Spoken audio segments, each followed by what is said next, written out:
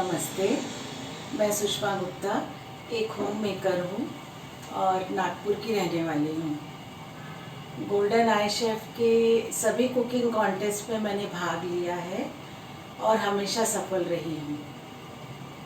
हम ब्लाइंड लोग खाना कैसे बनाते हैं ये लोगों को एक्सप्लेन करना बड़ा मुश्किल होता था, लेकिन जब से ये कुकिंग कॉन्टेस्ट शुरू हुआ है अब हमें उतनी तकलीफ़ नहीं होती लोगों को समझाने में, क्योंकि वो लोग YouTube पे देखकर समझ जाते हैं। इसके लिए मैं अखिल सर और गोल्डन आई शेफ की पूरी टीम को धन्यवाद देती हूँ, उनका आभार मानती हूँ कि उन्होंने हम लोगों को प्रोत्साहित किया और एक ऐसा गोल्डन प्लेटफॉर्म दिया जो हमें बहुत कुछ करने के लिए प्रेरित करता है।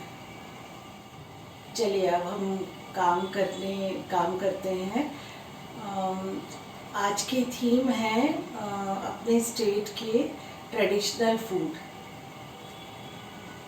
मैं महाराष्ट्र में विदर्भ राज्य से हूँ, तो इसलिए मैं यहाँ की पूरन पोली बनाने वाली हूँ।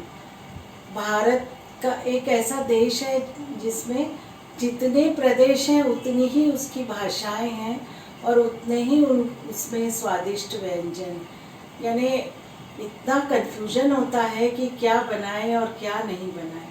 लेकिन मैंने सोचा कि ये पूरन पोली महाराष्ट्र का, विदर्भ का बहुत फेमस चीज़ है, इसलिए मैं आज ये बना रही हूँ। पूरन पोली के बारे में मैं बताना चाहूँगी कि महाराष्ट्र में साल में 3 बार ये पक्का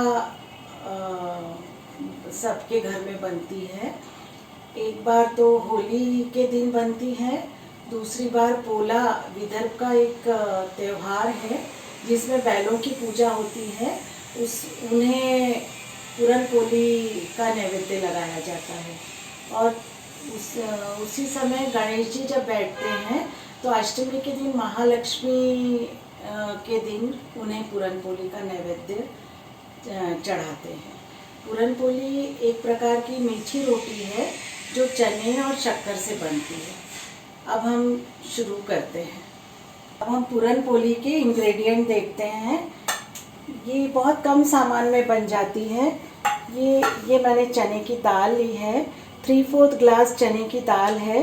ये मैंने 3-4 घंटे पहले 1 ग्लास पानी में इसे भिगा दिया है। अब हम इसे प्रेशर कुकर में डाल के इसे पकाएंगे। ये बात एकदम ध्यान रखिए कि 1 ग्लास चने की दाल को साफ़ करके धो के उसे सिर्फ 1 ग्लास पानी डालकर ही भिगाएं और उसके बाद उसमें बिल्कुल पानी न डालें, क्योंकि इसमें पानी का प्रमाण बहुत ज़रूरी है। अब हम इसको कुकर को 3 देखिए, ये 1 ग्लास दाल मैंने रखी थी, 1 ग्लास पानी डालकर उसको भिगाया था और बाद में 3 विसल लेके और फिर स्लो किया। ऐसे ये पूरे 10 मिनट हमें ये दाल पकाने के लिए लगे और इस तरह से ये मैश हो जाती है।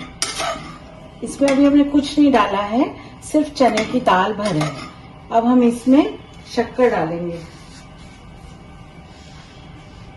और बराबर 1 ग्लास दाल में हम 1 ग्लास शक्कर डालेंगे। 1 पर 1 ग्लास। ये थोड़ी मीठी ज्यादा रहती है।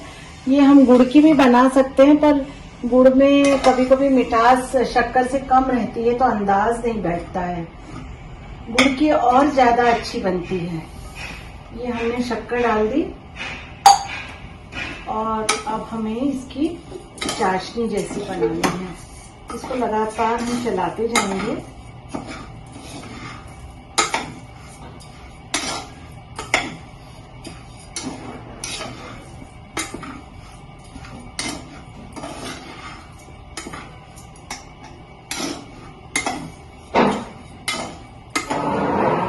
धीरे धीरे शक्कर अपना पानी छोड़ेगी और चाशनी बनती जाएगी और एक गोला जैसा बन जाएगा। थोड़ा सा स्लो गैस पे इसे धीरे धीरे हमें पकाना पड़ता है और हमें कंटिन्यूस चलाते रहना पड़ेगा, नहीं तो ये जल सकती है। देखिए शक्कर डालने के बाद ये इस तरह से चलाते हुए ऐसा गाढ़ा हो जाता है। अब हम इसका गैस बंद कर देंगे और इसमें जायफल घिस के और थोड़ा इलायची का पाउडर ये इसमें डाल देंगे।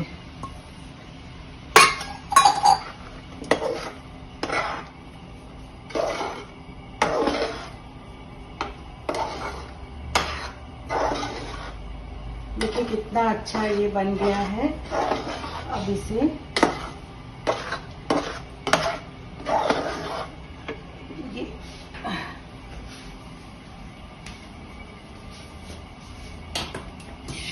ये पूरन यंत्र होता है, ये वाला, ये पूरन यंत्र, इसमें हम ये डालेंगे।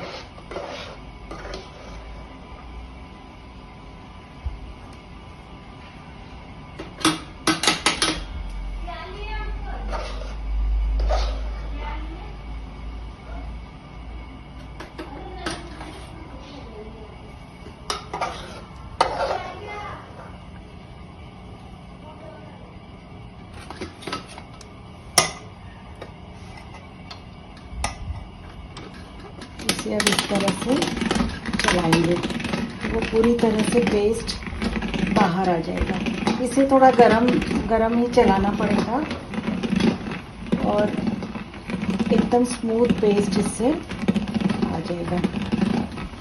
पूरन जब तक ठंडा हो रहा है, हम ये मैदा है इसमें एक चुटकी नमक डाल के और थोड़ा सा तेल डाल के इसका आटा लगा लेते हैं। देखिए हमने मैदा लगा लिया है।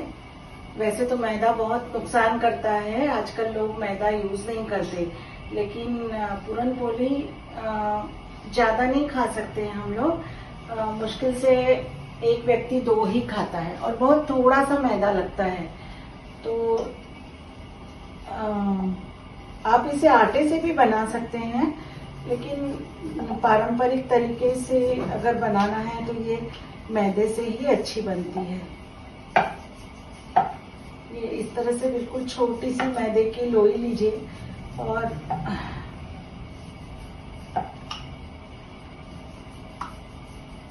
मुझे क्योंकि दिखता नहीं है इसलिए बहुत समय लगेगा। ये ऐसा कर लिया और ये है पूरन। इसे ऐसे करके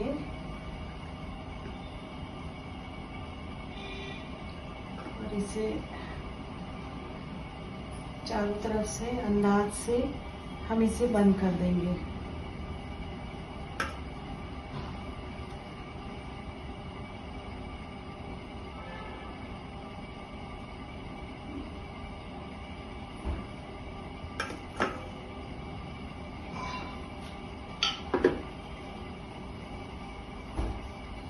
और बहुत हल्के हाथ से इसे हमें बेलना है।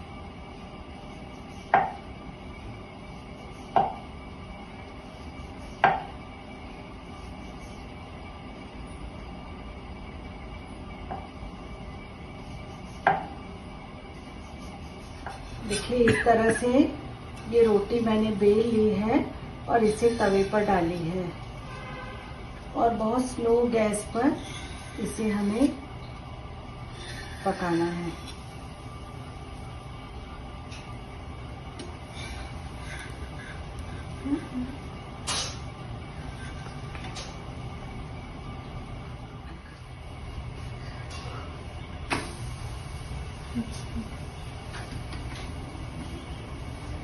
इसको हमने पलट दिया है।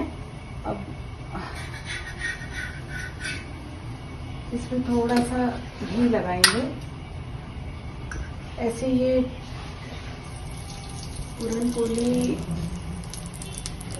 जब थाली में परसी जाती है तो घी की कटोरी साथ में दी जाती है।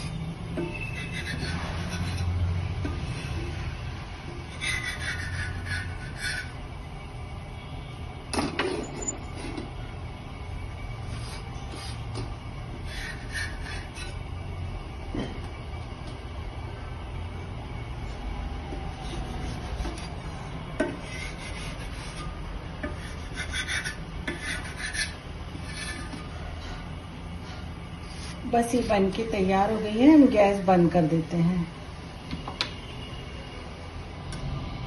पूरन पोली के साथ एक तरह के वड़े बनते हैं नैवेद्य के लिए। इसमें देखिए ये सब तरह की दालें रहती हैं। जितनी भी तरह की दालें अपने यहाँ हैं, दोनों तरह की मूंग दाल, उड़द दाल, चना दाल, तुअर दाल, सारी दालें थोड़ी थोड़ी ली है मैंने। उसमें अजवाइन, तिल्ली, उन्हें अच्छे से धो के पहले भिगा देते हैं और भिगाने के बाद उन्हें दरदरा पीस लेते हैं। 2-3 घंटे भिगा के उन्हें दरदरा पीस लेते हैं और उसके बाद में तिल्ली, अजवाइन, हरी मिर्ची, अदरक और मीठी नीम ये सब बारीक काट के इस तरह से ये बनता है। और इसी के हम ऐसे हाथ से थाप के वड़े बनाते हैं, जो यहाँ मैंने बनाए हैं। और ये मसाला भात है जो फूलगोभी, आलू, मटर इन सब चीज़ों से बनता है। राई जीरे से और अदरक से छौंकते हैं इसे, क्योंकि ये नैवेद्य है भगवान का, तो इसमें प्याज लहसुन नहीं डाला जाता, तो अदरक से ही छौंका गया है। आलू, फूलगोभी, मटर और जितनी सब्जी रहेगी उतना ही चावल और थोड़ा गरम मसाला। ये मसाला भात हो गया। और इसके साथ जो कढ़ी बनती है वो थोड़ी हल्की खट्टी होती है और पतली रहती है, क्योंकि पूरन पोली जो है काफ़ी मीठी रहती है, तो उसके साथ एक कढ़ी होना जरूरी है। इस तरह से ये हमारी पूरी नैवेद्य की थाली तैयार है। ये नैवेद्य की थाली भगवान को भोग लगाती हूँ। पूरन पोली के साथ मैंने कटोरी में घी भी दिया हुआ है। कढ़ी, वड़े, मसाला भात और पूरन पोली।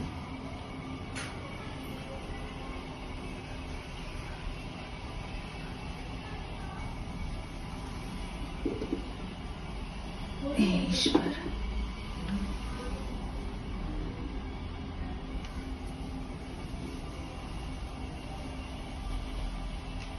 से मेरी पारंपरिक थाली तैयार है। आशा है आप लोगों को पसंद आई होगी। धन्यवाद।